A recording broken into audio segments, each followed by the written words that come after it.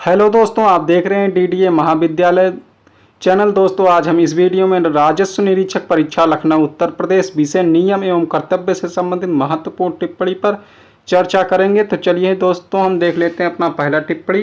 तो हमारा नंबर 1 पर है भू राजस्व।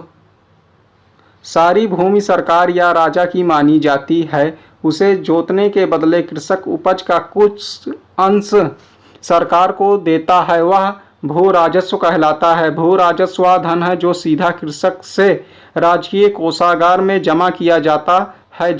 जमींदारी क्षेत्रों में काश्तकार लगान जमींदार को देते हैं, वे उसमें से अपना अंश रोक कर से सरकार को भुगतान कर देते हैं, वह भू राजस्व कहलाता है।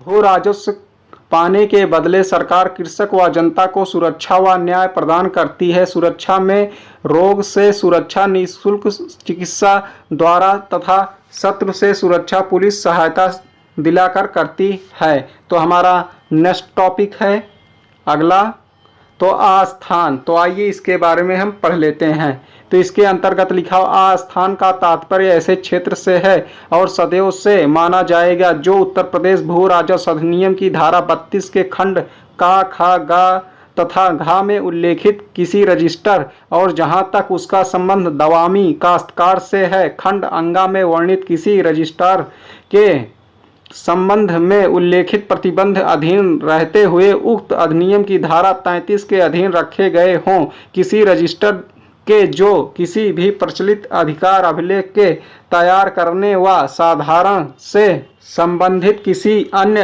अधिनियम, नियम, विनिमय या आदेश से वर्जित हो, किसी एक प्रविष्टि के अंतर्गत और उसमें किसी आस्थान के भाग अथवा उसके अंश का भी अंतर्भाव है, जा भी अधिनियम की धारा 3(8) के तहत। तो आइए हम अपना देख लेते हैं तीसरा टॉपिक। तो हमारा तीसरा टॉपिक है अक्षम व्यक्ति। जमींदारी विनाश अधिनियम की धारा 157 में अक्षम व्यक्तियों का उल्लेख है जो निम्नांकित है। तो नंबर 1 पर हमारा है, इसके अंतर्गत कोई स्त्री जो अविवाहित हो अथवा विवाहित हो तो अपने पति से व्यक्त या पृथक हो गई हो, या उसका पति पागल या मूढ़ हो, या अंधेपन या शारीरिक दुर्बलता के कारण खेती करने में असमर्थ हो। और नंबर 2 हमारा इसी में लिखा हो, कोई अवयस्क जिसका पिता नीचे क्रम 3 अथवा 4 में लिखी हुई किसी अक्षमता से ग्रसित हो। नंबर 3 पर हमारा कोई व्यक्ति जो पागल या जड़ हो। नंबर 4 पे है कोई व्यक्ति जो शारीरिक दुर्बलता के कारण खेती करने में असमर्थ हो।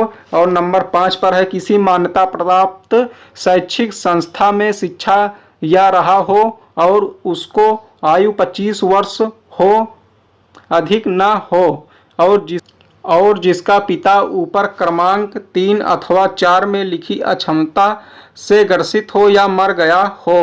तो नंबर 6 है हमारा, कोई व्यक्ति जो भारत सरकार की थल सेना, नौसेना या वायु सेना की सेवा में ही। नंबर 7 पे हमारा, कोई व्यक्ति जो निर्धन या कारावास में हो किंतु किसी ऐसी जोत के संबंध में जो 1 से अधिक व्यक्तियों की संयुक्त है किंतु उनमें से सभी 1 से 7 तक की ऊपर की अक्षमताओं में ग्रसित नहीं है, तो केवल उनमें से अक्षम व्यक्ति ही अपनी जोत या उसके भाग को उठा सकते हैं।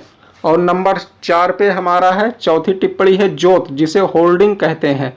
तो जोत से तात्पर्य ऐसे भूभाग या भागों से है जो एक ही पट्टे, इकरारनामे, संकेत या संविदा या भू प्रदान के अधीन अथवा ऐसे पट्टों, संविदा या भू प्रदान के अभाव में एक ही कृषि कब्जे के अधीन धृत हो तथा ठेकेदार की दशा में ठेके का क्षेत्रफल भी सम्मिलित है, धारा 3(7) यूपी टेंडेंसी एक्ट के तहत।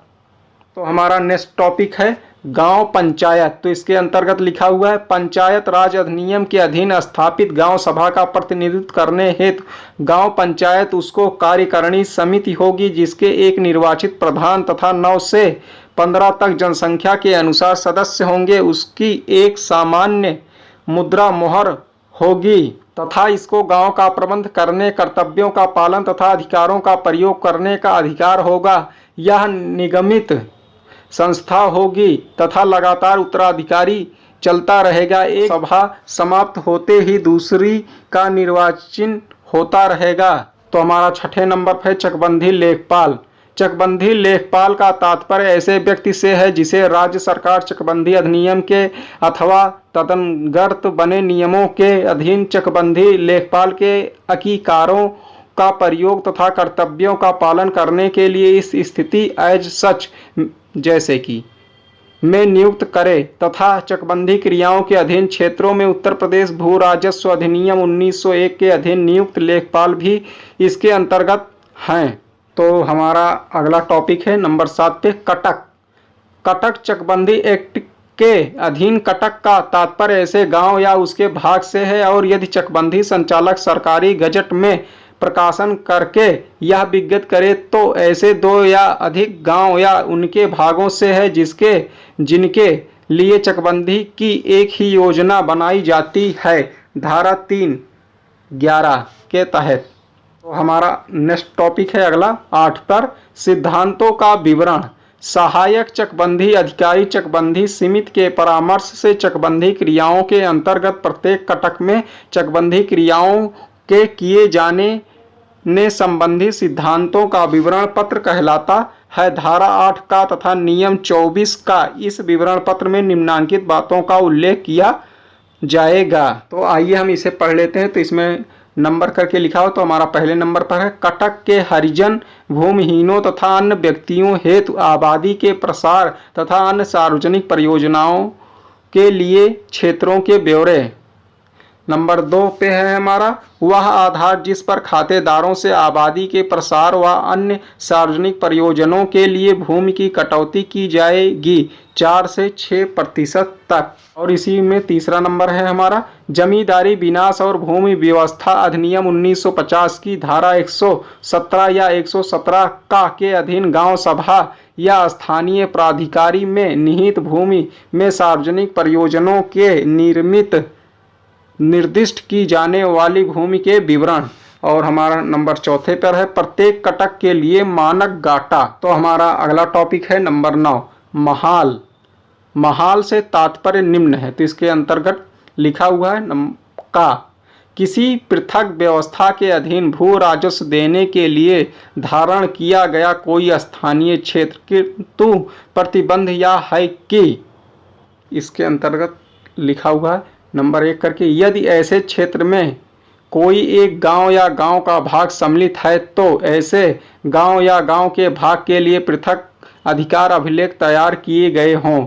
और नंबर 2 है इसी में यदि ऐसे क्षेत्र में 2 या 2 से अधिक गांव या गांव के भाग हों तो ऐसे समस्त क्षेत्र या प्रत्येक गांव या उसमें सम्मिलित प्रत्येक गांव के भागों के लिए पृथक अधिकार अभिलेख तैयार किए गए हों।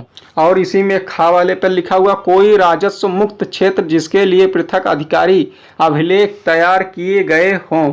और नंबर गा है इसी में उन परियोजनाओं के लिए जो राज्य सरकार निश्चित करे इससे पूर्व या उसके पश्चात बंजर भूमि नियमों के अधीन दिया गया अनुदान। नंबर घा पे है हमारा कोई अन्य स्थानीय क्षेत्र जिसे राज्य सरकार इससे पूर्व या इसके पश्चात सम्मान या विशेष आदेश द्वारा महाल घोषित करे। नंबर 10 खुद कास्ता से तात्पर्य शीर्ष से भिन्न भूस्वामी अधीनस्थ भूस्वामी मात हतदार अनुस्वामी मालिक आदना या अस्थाई पट्टेदार की ऐसी भूमि से है जिसकी वह स्वयं करता हो अथवा वैतनिक नौकरों या मजदूरों से कराता हो। इसके आगरा में 4 व अवध में 2 उपवर्ग होते हैं। यह खतौनी की श्रेणी 2 में अंकित की जाती है। हमारा नेक्स्ट टॉपिक अगला है कृषि गणना।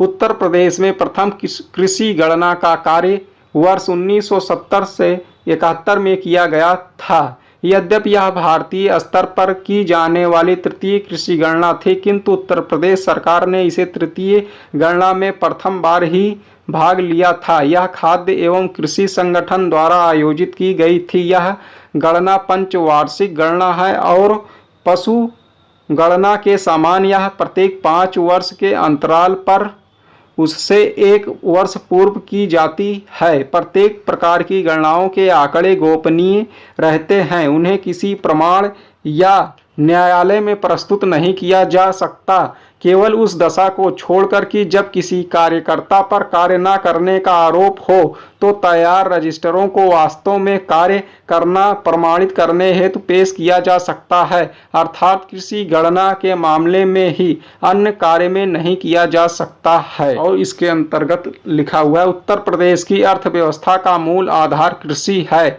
तथा लगभग 65% जनसंख्या कृषि पर आधारित है। प्रदेश के आर्थिक विकास में कृषि क्षेत्र का महत्वपूर्ण योगदान है। वर्ष 2014-15 के आंकड़ों के अनुसार प्रदेश में लगभग 165.98 लाख हेक्टेयर 68.7% क्षेत्र में खेती की जाती है। कृषि गणना वर्ष 2010-11 के अनुसार उत्तर प्रदेश में 233.25 लाख कृषक हैं। कृषि की आधुनिक तकनीकी का उपयोग कर उत्पादन तथा उत्पादकता में वृद्धि की दिशा में कृषकों की मेहनत एवं प्रयास का ही परिणाम है कि कृषि ने प्रदेश को खाद्य सुरक्षा में आत्मनिर्भर बनाते हुए आवश्यकता से अधिक की ओर पहुंचाया है। और इसके अंतर्गत टॉपिक है एक, उद्देश्यों की पूर्ति हेतु किए जा रहे प्रयास। तो इसमें नंबर ए पर है, कृषि उत्पादन की विकास दर प्रति वर्ष 5.1% बनाए रखते हुए खाद्य सुरक्षा प्रदान करने हेतु कृषि की नवीन तकनीकी का प्रचार प्रसार तथा कृषकों की कृषि से संबंधित समस्याओं का समाधान। और बी है इसमें, विभिन्न फसलों को उत्पादकता एवं वृद्धि हेतु विभिन्न उपज पालन योजनाओं एवं कार्यक्रमों का क्रियान्वयन। नंबर सी है इसी में, कृषकों को विभिन्न परिस्थितियों में उपयुक्त फसलों से अधिक उत्पादन लेने हेतु विभिन्न योजनाओं के माध्यम से तकनीकी प्रदर्शन का आयोजन एवं उनके परिणामों से कृषकों को परिचित कराना के अंतर्गत है। नंबर 1 पर हमारा, विभाग द्वारा विभिन्न फसलों की उत्पादकता एवं उत्पादन में वृद्धि हेतु संचालित योजनाओं एवं कार्यक्रमों का क्रियान्वयन। नंबर 2 पर हमारा, कृषि निवेशों की आपूर्ति निर्धारित समय सारणी के अनुरूप कृषकों के मध्य उपलब्ध कराना। और नंबर 3 पर है हमारा, कृषि उत्पादन के लिए अपरिहार्य विभिन्न कृषि निवेशों की गुणवत्ता नियंत्रण पर बल देना। नंबर 4 पर है, दैवीय आपदाओं यथा बाढ़ सूखे की स्थिति आदि में उन परिस्थितियों के अनुसार आकस्मिक योजना बनाकर कृषकों को सही समय पर उचित फसल चक्रों की जानकारी देकर उसी के अनुरूप कृषि निवेशों की व्यवस्था कराना। और नंबर 5 पे हमारा है, प्रदेश की समस्याग्रस्त भूमि यथा जलमग्न ऊसर बंजर बीहड़ आदि को उपचारित करके कृषि क्षेत्रफल में वृद्धि करते हुए उपजाऊ बनाना। नंबर 6 हमारा, कृषि नीति 2013 के सफल क्रियान्वयन का सत्य अनुसरण कर निर्धारित प्रतिमानों को साकार करना। नंबर 7 पे हमारा लिखा हुआ, कृषि उत्पादन में प्राकृतिक आपदाओं कीट रोग आदि जोखिम के कारण होने वाली क्षति की पूर्ति के लिए प्रदेश में संचालित कृषि बीमा योजनाओं को व्यापकता प्रदान करना। और नीचे लिखा हुआ है, गणना रिपोर्ट के अनुसार 2010-11 में कृषि जोत रखने वालों में महिलाओं का हिस्सा 1297% से बढ़कर वर्ष 2015-16 में 1387% हो गया है। इसी तरह खेती के रकबे के हिसाब से महिलाओं का हिस्सा 1036% से बढ़कर 1157% हो गया है। एक सरकारी बयान में कहा गया है कि इससे पता चलता है कि कृषि भूमि के प्रबंध और परिचालन में महिलाओं की संख्या बढ़ रही है। तो यह थी आज की महत्वपूर्ण टॉपिक पर विशेष जानकारी राजस्व विभाग की। तो यह जानकारी मित्रों आपको कैसी लगी? जानकारी अच्छी लगी है तो वीडियो को लाइक करें और शेयर करें और चैनल को सब्सक्राइब करना ना भूलें। धन्यवाद।